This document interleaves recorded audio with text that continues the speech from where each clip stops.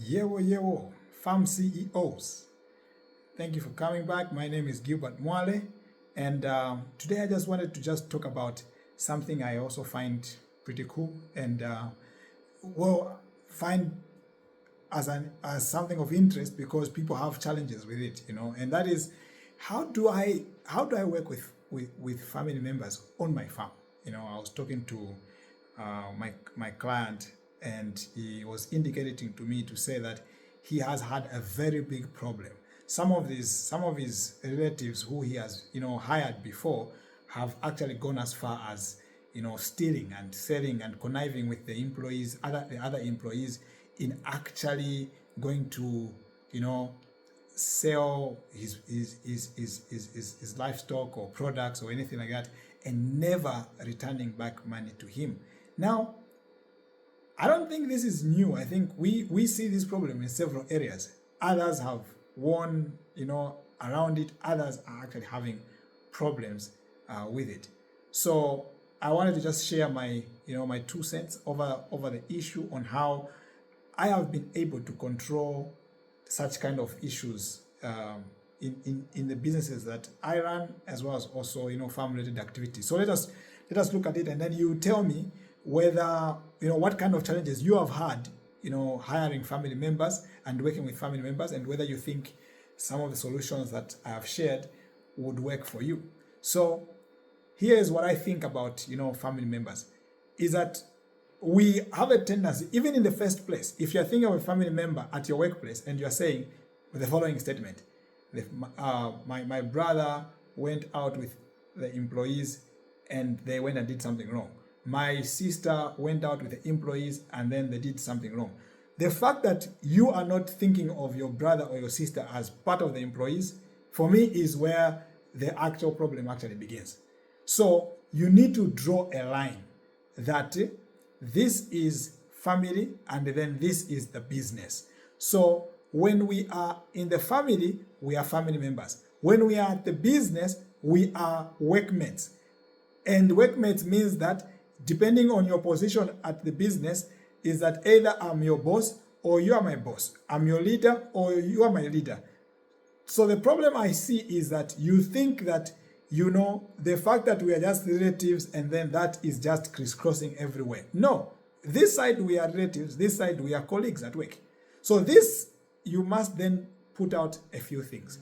Number one, where I have seen the problem arising when it comes to family members and abusing their position of being a family member in your business, comes in when there's lack of clear line of authority on your farm. So as a farm CEO, you bring your young sister or your young brother, elder brother, whatever it is, nephew, niece, from the family. Remember, you have a family relationship.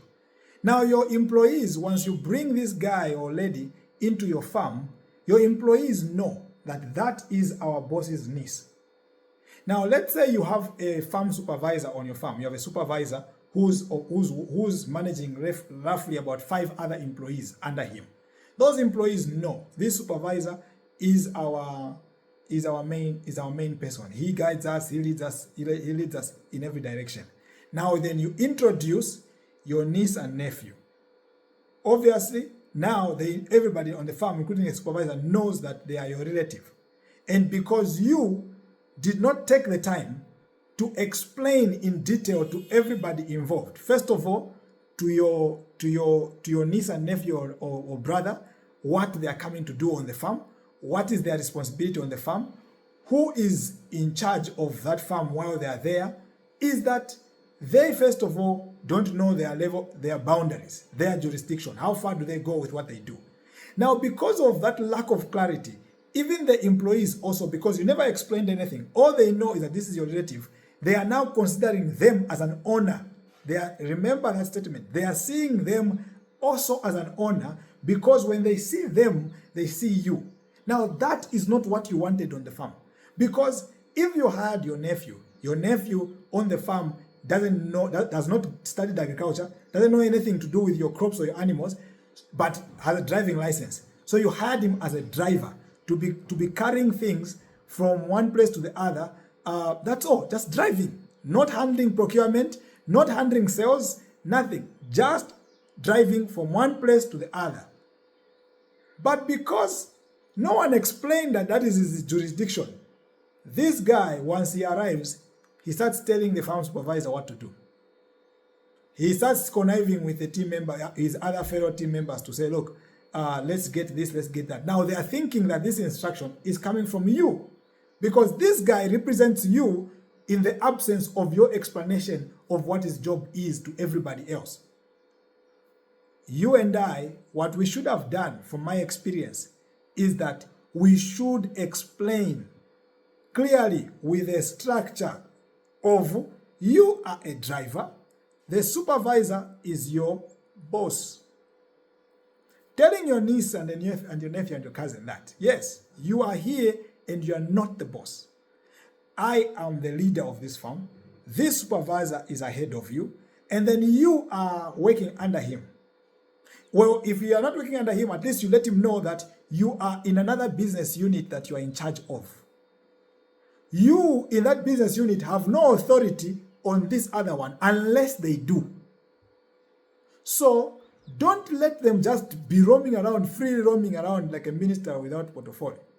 No, let them know where they are standing, their boundaries, and how far they can go. And tell them, and together with the other people on the farm, who is who in here.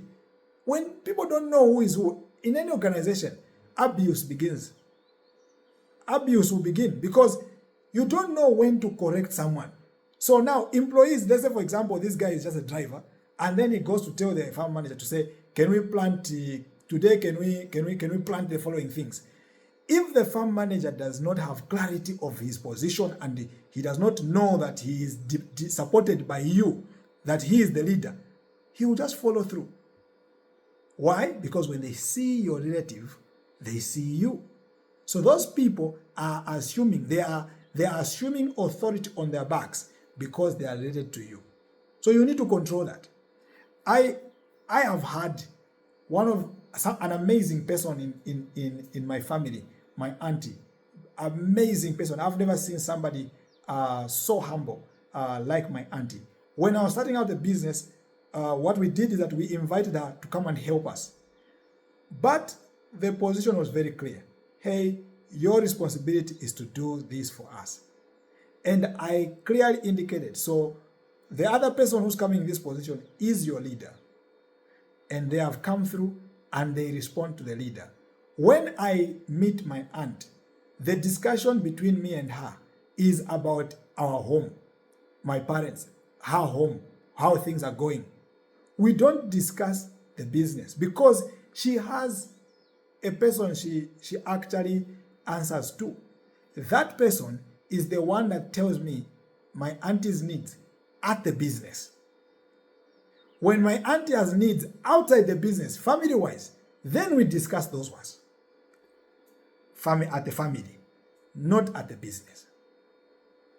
I have not had 10 years, in 10 years' time, I have not had any single problem with my auntie or any of my employees coming to complain about my auntie, because she does her work and she knocks off and she goes home. When she gets home or on the way, we have a conversation about us as a family. That is how I have seen it, and I don't know, how does it work for you? And do you think some of the things I shared would work out for you? And please, if you are on Facebook, follow. If you are on YouTube, please subscribe. Obviously also make sure that you stay glued if you're on TikTok. But thank you very much. You can solve the problems. Your business should also benefit your family members, but they should not cause its downfall. It's your fault as a leader when those things happen. It means that you failed to create lines of authority in the business. Lines of authority. When you set out clear lines of authority, and then you must also avoid using your relatives as spies against people.